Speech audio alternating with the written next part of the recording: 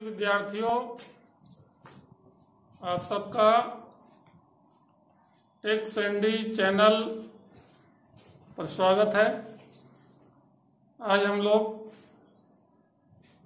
कक्षा 9 के विद्यार्थियों को संख्या पद्धति पर चर्चा करते हैं। तो संख्या पद्धति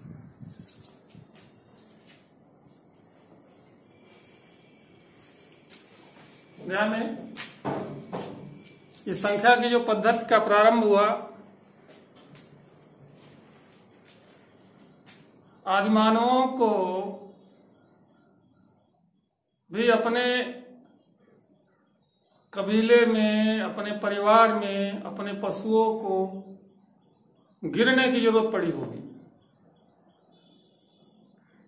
तो जिनसे हम वस्तुओं की गणना करते हैं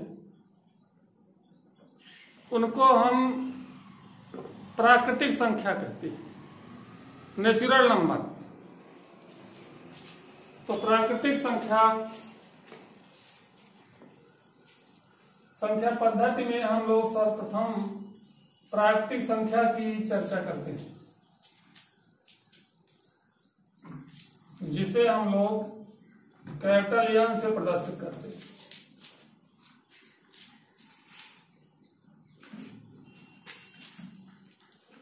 प्रारंभ में गिनती शुरू हुई तो 1, 2, 3, 4, 5, 6, 7, 8, 9 इस तरह से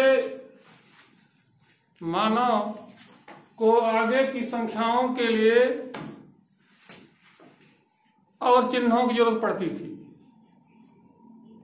जब तक शून्य का ज्ञान नहीं था तो अगली संख्या के लिए अगला चिन्ह बनाया जाता था, और शून्य की खोज हो जाने पर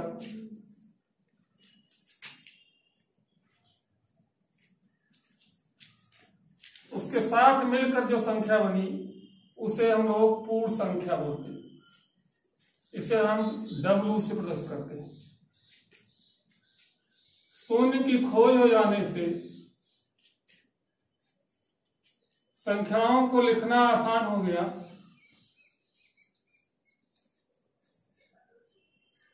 अब आगे अगला चिन्ह बना करके इन्हीं चिन्हों की सहायता से बड़ी से बड़ी संख्याओं को लिखा जा सकता है, और इसका कोई अंत नहीं है, कोई अंतिम संख्या भी नहीं है। अब अगले क्या है, शून्य के ज्ञान हो जाने से अब क्या हुआ, 1 के बाद शून्य लिख दिया गया। आगे अब इन्हीं संख्याओं की सहायता से संख्याओं को लिखा जाता है। इसलिए इसके मिल जाने से क्या हो गया, पूर्ण संख्या हो गई। अब क्या हुआ, अब इसमें भी वृद्धि हो गई कि ये भी आगे बढ़ने लगा, 10, 11, 12 एंड सो ऑन हो। तो प्राकृतिक संख्या और पूर्ण संख्या में शून्य का डिफरेंस है।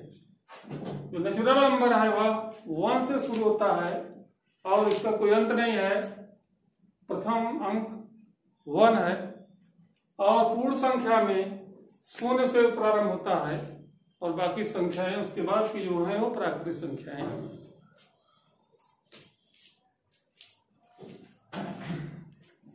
आगे इस प्राकृतिक संख्या को धन पूर्णांक भी बोलते हैं हम लोग। प्राकृतिक संख्या या धन पूर्णांक। तो धन पूर्णांक की अगर बात करें हम लोग तो प्राकृतिक संख्या ही है 1, 2, 3, 4 एंड सो ऑन। अब पूर्ण संख्या के बाद एक प्रॉब्लम ये आती है, और ये प्रॉब्लम आई कि जैसे मान लीजिए कि ऐसे समझें, प्रॉब्लम आई होगी जैसे हम एक दुकानदार हैं और 5 रुपया किसी ने हमको दिया तो हमने लिख दिया 5 लिया, और किसी को हमें 5 रुपया दिया तो 5 रुपया दिया ले दी। अब समस्या है शाम को हिसाब करने लगे। अब लिया दिया में ये प्रॉब्लम हो गई कि ये 5 रुपया हमसे उसने लिया या हमने लिया, और दिया में भी ये प्रॉब्लम है कि उसने दिया कि हमने दिया। तो इस प्रॉब्लम को दूर करने के लिए अगर हमने खुद लिया तो +5 हो गया, और हमने किसी को दिया तो उस पर -5 हो गया। अब ये हिसाब ठीक हो गया कि हर संख्या के लिए एक धनात्मक संख्या हो गई और एक ऋणात्मक संख्या हो गई। तो ये संख्या हो गई ऋणात्मक पूर्णांक या ऋण पूर्णांक। तो जब सभी संख्या के लिए एक ऋण पूर्णांक हो गया, ऋण 1, ऋण 2, ऋण 3, ऋण 4 एंड सो ऑन। और ये इसका कोई अंत नहीं है और इसका भी कोई अंत नहीं है, -। अब इन संख्याओं के साथ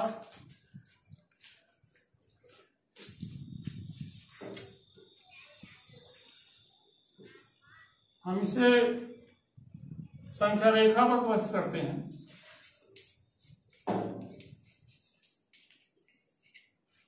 तो यहां हम 0 लिखते हैं और इसके दाहिनी ओर धनात्मक संख्या लिखते हैं, धन 1, धन 2, धन 3, धन 4। कोई चिन्ह नहीं लिखा है तो धन ही माना जाता है, और ये अनंत तक।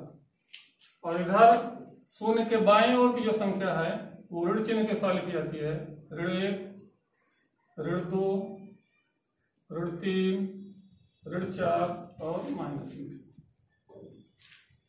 तो दोस्तों यहां ध्यान देना है कि यहां 0 का कोई चिन्ह नहीं है, न 0 धनात्मक है और न 0 ऋणात्मक है। और यहां ध्यान देने की बात है कि जो धन पूर्णांक है, इधर का भाग जो धन पूर्णांक है उसमें सबसे छोटा 1 है। धन पूर्णांकों में सबसे छोटा 1 है और सबसे बड़ा अनिश्चित है। सबसे बड़ा निश्चित नहीं है, सबसे छोटा 1 और सबसे बड़ा अनिश्चित। ऋण पूर्णांक में जस्ट उल्टा है, यहां ऋण 1 सबसे बड़ा है, ऋण 1 सबसे बड़ा पूर्णांक है और इसका सबसे छोटा निश्चित नहीं है। ये कंपटीशन में और परीक्षाओं में यह प्रश्न पूछा जाता है कि सबसे बड़ा ऋण पूर्णांक, तो सबसे बड़ा ऋण पूर्णांक ऋण 1 होता है। जैसे जैसे आप बाईं ओर जाएंगे छोटा अंक होता जाएगा, इसकी वैल्यू कम होती जाएगी, और जैसे जैसे दाहिनी ओर जाएंगे इसकी वैल्यू 1 इकाई बढ़ती जाएगी। आगे हम लोग देखते हैं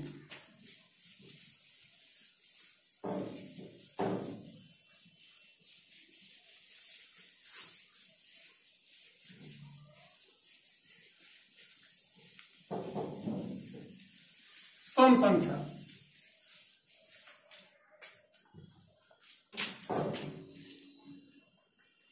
पिछली कक्षा में भी हम लोग पढ़े हैं, फिर भी सम संख्या वे संख्याएं जो 2 से पूर्णतः विभाजित हो जाएं, उन्हें हम लोग सम संख्या कहते हैं। या 2 के पहाड़ा में जो भी संख्याएं आएंगी वो सभी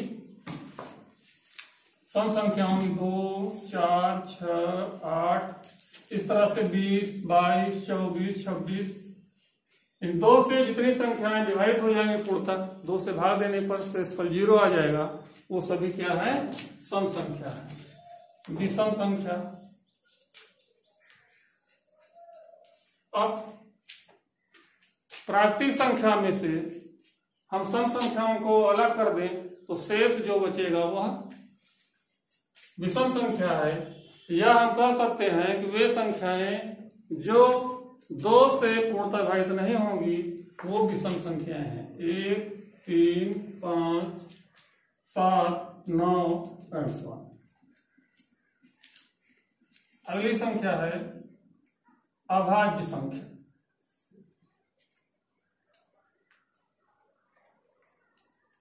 अभाज्य संख्या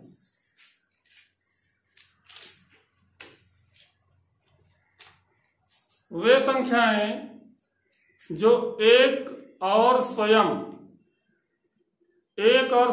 के अतिरिक्त किसी अन्य संख्या से विभाजित नहीं होती हैं, वे अभाज्य संख्या होती हैं।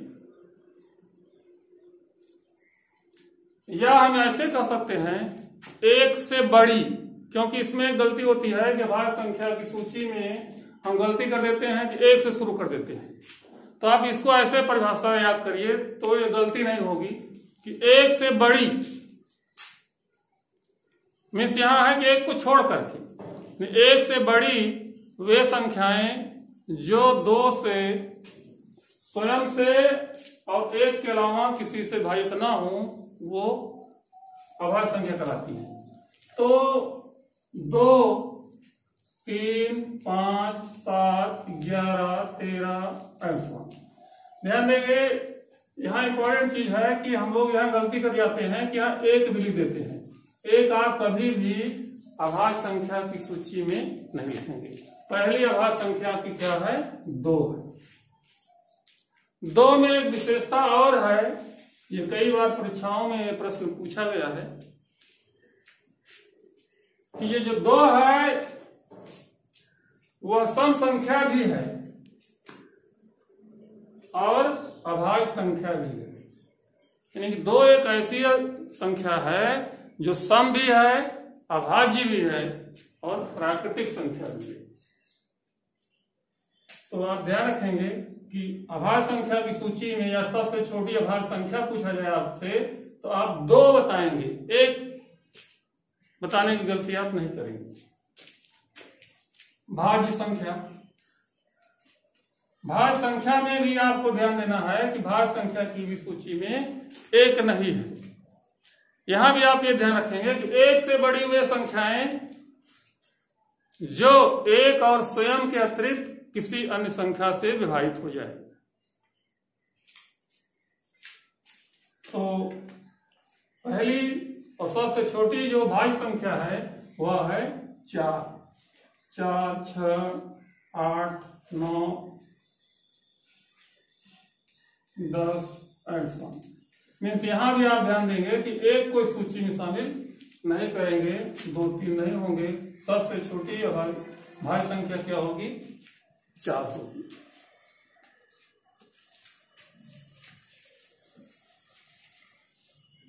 आगे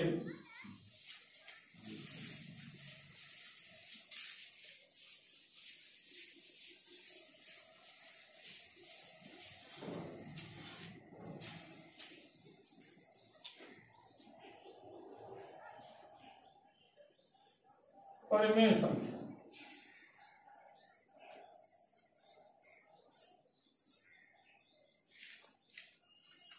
वे संख्याएं जिन्हें हम अंश बटा हर के रूप में लिख सकते हैं और उसका हर शून्य न हो तथा उसका कोई उभयनिष्ठ भाजक न हो।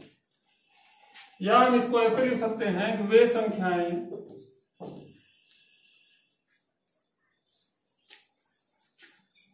जिन्हें हम P/Q के रूप में लिख सकते हैं।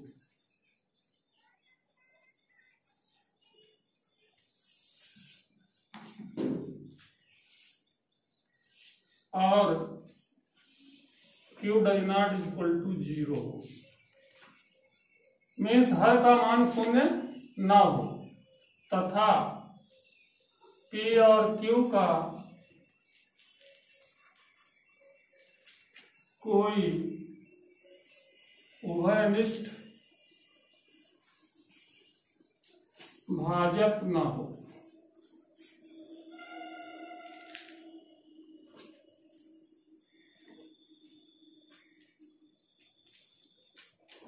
जैसे 2/3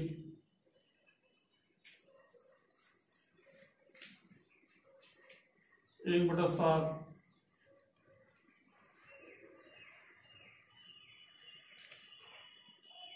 1.3 2, 7 और 0,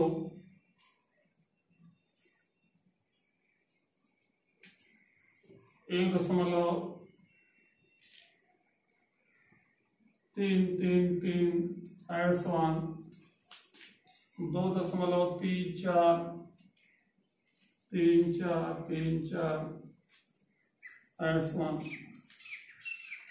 तो ध्यान दें वे संख्याएं जिन्हें हम P/Q के रूप में लिख सकते हैं और हर शून्य नहीं। तो देखें 2/3 P/Q के रूप में है, 1/7 है, 1.3 है। 1.3 को हम लोग 13/10 ऐसा लिख सकते हैं। तो इसे भी हम PQ के रूप में लिख सकते हैं। 2 है, 2 को हम लोग 2/1 लिख सकते हैं। 0 ध्यान देंगे 0 भी एक परिमेय संख्या है। 0 भी एक परिमेय संख्या है क्योंकि इसे हम लोग 0/1 लिख सकते हैं। 0 के नीचे कोई भी संख्या लिख सकते हैं, इसलिए यह भी एक परिमेय संख्या है।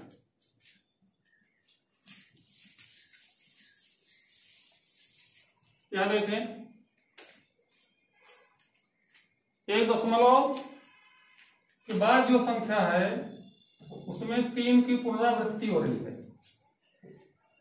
तो इसे हम लोग लिख सकते हैं 10/3 या इसको हम लोग लिख सकते हैं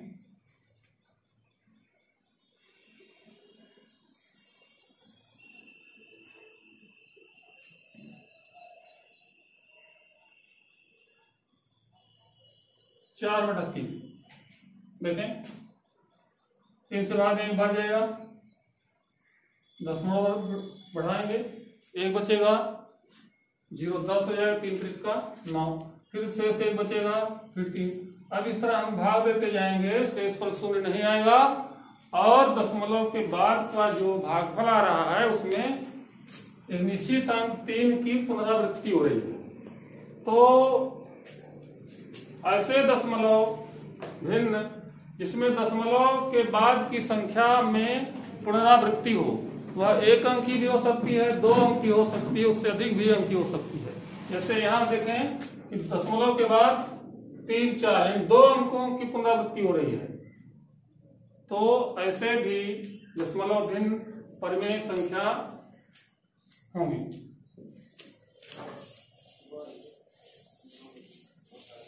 आगे हम लोग देखते हैं अपरिमेय संख्या।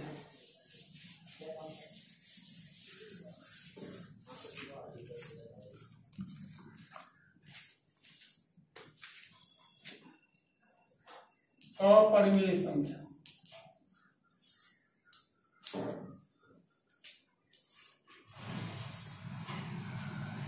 अब वे संख्याएं जो परिमेय संख्या नहीं हैं उन्हें हम अपरिमेय संख्या कहते हैं, या वे संख्याएं जिन्हें हम P/Q के रूप में नहीं लिख सकते हैं वो अपरिमेय संख्याएं हैं। तो अपरिमेय संख्याओं में पाई एक अपरिमेय संख्या है। कहड़ी के अंदर वे संख्याएं जो पूर्ण वर्ग नहीं है, जैसे √2, √3, √5, इसे √4 है, 4 पूर्ण वर्ग से वर्गमूल 2 हो जाएगा। इसलिए वे संख्याएं जो कहड़ी के अंदर हों और पूर्ण वर्ग ना हो वो अपरिमेय संख्याएं हैं। दशमलव भिन्न में वे संख्याएं जिनमें ना तो पुनरावृत्ति हो रही हो और ना ही उसका अंत हो रहा हो, मीन्स ऐसी भिन्न थी जिसको भाग देने पर ना तो शेषफल 0 हो रहा है और ना ही अंत हो रहा है और ना ही भागफल में दशमलव के बाद के अंकों में कोई पुनरावृत्ति हो रही है, वो अपरिमेय संख्याएं हैं। पाई किसी रूप में भी लिखा हुआ है, किसी साथ भी लिखा हुआ है तो भी अपरिमेय ही है, ऐसा लिखा है। पाई किसी भी रूप में है तो वो अपरिमेय है। ध्यान देने की बात यह है जो पाई का मान हम लोग रखते हैं 22/7, ये उसका निश्चित मान नहीं है, यह माना हुआ मान है, ये लगभग में माना हुआ मान है। जबकि जो पाई का मान होता है वह 3.1415 एंड सो ऑन होता है। इसके दशमलव के रूप में जो मान होता है ना तो इसका अंत होता है और ना ही पुनरावृत्ति होती है। इसलिए आप ध्यान देंगे कि पाई अपरिमेय है। आप यहाँ गलती नहीं करेंगे कि पाई के मान तो 22/7 होता है, इसे हम लोगों ने P/Q के रूप में लिख लिया। तो ये इसका निश्चित करेक्ट मान नहीं है, यह माना हुआ मान है, एक माना गया लगभग में, करेक्ट मान नहीं है। तो पाई का मान इस रूप में है 3.1415 एंड सो ऑन है, ना तो पुनरावृत्ति होती है और ना ही अंत होता है। इसलिए पाई क्या है, अपरिमेय है।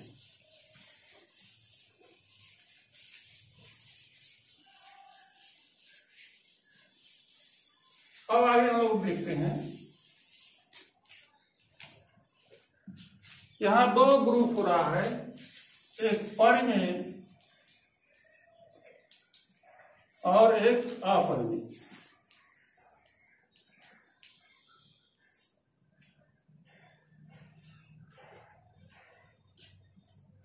और इन सब को मिला करके वास्तविक संख्या होता है। इन सब का समूह है परिमेय और अपरिमेय का मिला करके क्या है, रियल नंबर है, वास्तविक संख्या है। अब परिमेय संख्या के अंतर्गत ये सभी संख्याएं आती हैं जिनको अभी आपने देखा कि प्राकृतिक संख्या है, होल नंबर है, सम संख्या है, विषम संख्या है, ये सभी परिमेय संख्याएं में है। और दूसरा अपरिमेय संख्या है। इन सबको मिलाकर के क्या हम लोग बोलते हैं, वास्तविक संख्या। ये वास्तविक संख्या का समुच्चय है जिनमें सभी संख्याएं आती हैं।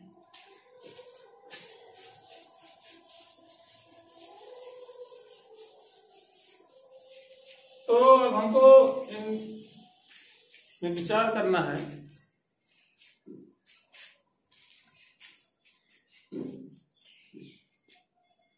कि पूर्ण संख्या और परिमेय संख्या में थोड़ा सा विचार करना है। सत्य असत्य के प्रश्नों में छांटने के लिए प्रश्न आता है। जैसे अभी हम लोगों ने देखा कि परिमेय संख्या में हम लोगों ने देखा कि 1/2 भी है, 1/3 भी है, 1.33 भी है। और पूर्णांक में हम लोगों ने देखा ऋण 3, ऋण 2, ऋण 1, 0, 1, 2, 3। और परिमेय संख्या में आपका 2 भी है, 3 भी है।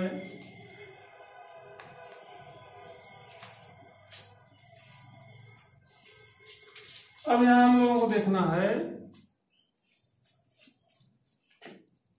कि क्या सभी परिमेय पूर्णांक होते हैं। तो देखें यहाँ 1/3 क्या है, एक परिमेय संख्या है परंतु पूर्णांक नहीं है। जबकि कुछ पूर्णांक परिमेय संख्या ऐसी भी हैं जो पूर्णांक हैं, लेकिन क्या सभी हैं, तो सभी परिमेय संख्याएं पूर्णांक नहीं हैं। लेकिन अगर कहा जाए कि सभी धन पूर्णांक परिमेय हैं, तो जितने धन पूर्णांक हैं सभी परिमेय संख्या में होंगे।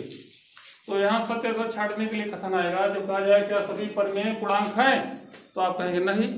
और कहा जाए क्या सभी प्राकृतिक संख्याएं परिमेय संख्या हैं, तो हाँ बोलेंगे। अब आगे हम लोग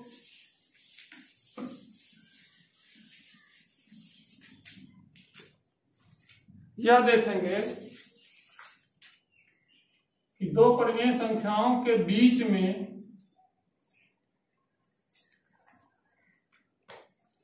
जैसे यहां क्या है 1, 2, 3 ये पूर्णांक हैं और परिमेय संख्याएं भी हैं। अब इनके मध्य में अगर हमको परिमेय संख्या प्राप्त करना हो तो असंख्य परिमेय संख्याएं प्राप्त हो जाएंगी। इनकी कोई निश्चित संख्या नहीं है, असंख्य। इन दो परिमेय संख्याओं के बीच में या दो पूर्णांकों के बीच में असंख्य परिमेय संख्याएं प्राप्त कर सकते हैं।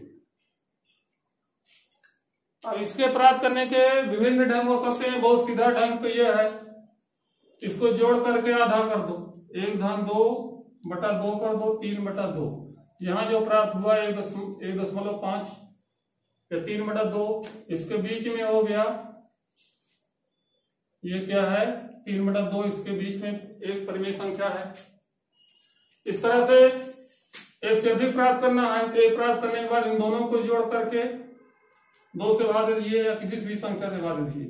1/3/2 में फिर 2 से भाग कर दीजिए, तो भी आपको प्राप्त हो जाएगा हल। इसका जो प्राप्त होगा इनके बीच में एक परिमेय संख्या प्राप्त होगी, इसको जोड़ करके भाग दीजिए 2 से, परिमेय संख्या प्राप्त हो जाएगी। अब अगर हमको इसके बीच में एक निश्चित परिमेय संख्या प्राप्त करना है, इसके बीच में हमको 3 परिमेय संख्या बताना है या 4 परिमेय संख्या बताना है, एक निश्चित संख्या कर दिया जाए, इसके बीच में परिमेय संख्या बताओ।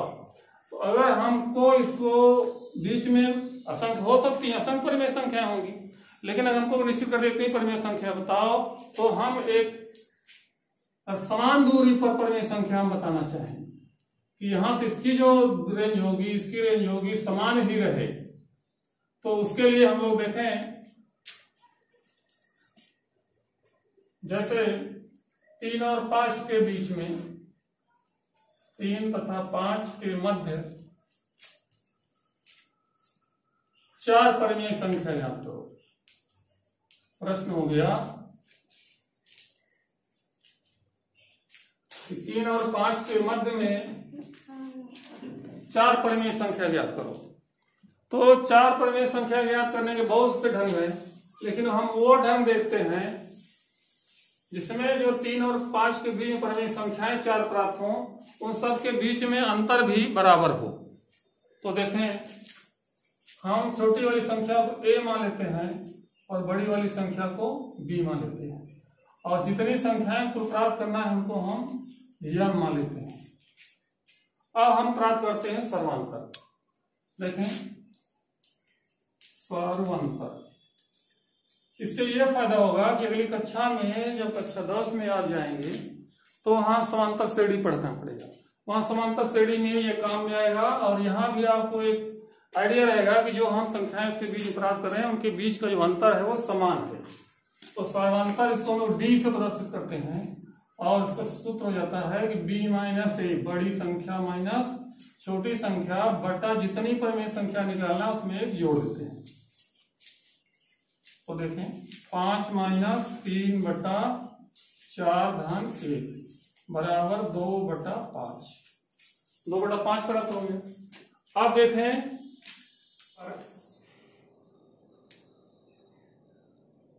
0 1 2 3 4 ऐसा।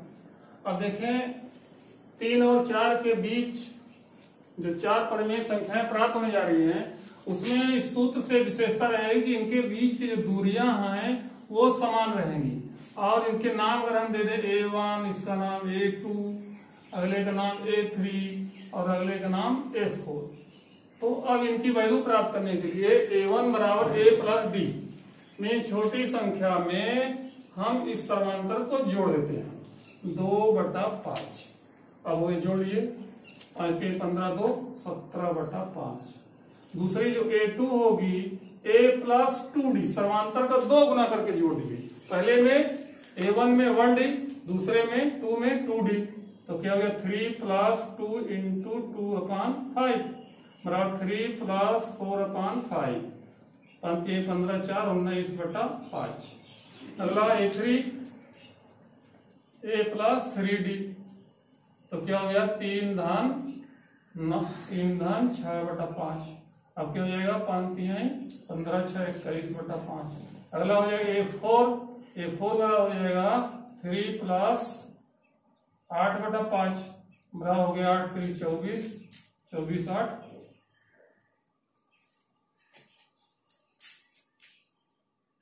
32/5।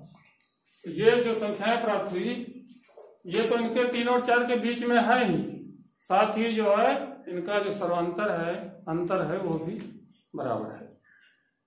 तो आप एक्सरसाइज करेंगे, जो प्रॉब्लम होगी आप कमेंट बॉक्स में भेज सकते हैं। धन्यवाद।